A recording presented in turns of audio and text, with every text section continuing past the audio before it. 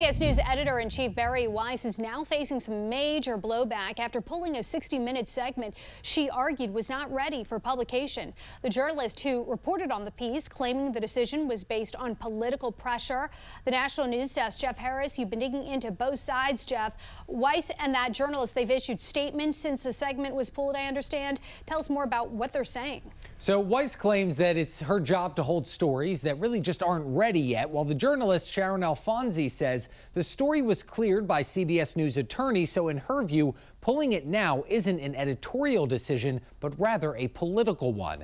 The segment, called, quote, Inside CCOT, was going to feature Alfonsi interviewing some of the now released deportees, describing the brutal and torturous conditions inside El Salvador's mega prison. But on Sunday, CBS announced the segment was being held and would air at a later date due to concerns about not yet having an on-the-record response from the Trump administration.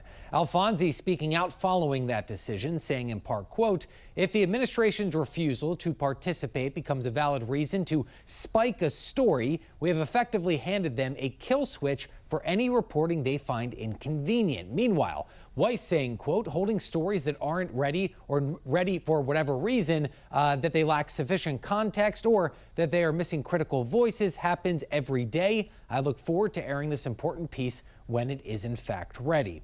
Now, the controversy comes as Paramount, CBS's parent company, remains under a microscope over its relationship with the current administration. Since Weiss took over back in October, just a few months ago, CBS has scored several high-profile interviews with the Trump administration, including with President Trump himself, and a town hall earlier this month with Erica Kirk, widow of Turning Point founder Charlie Kirk.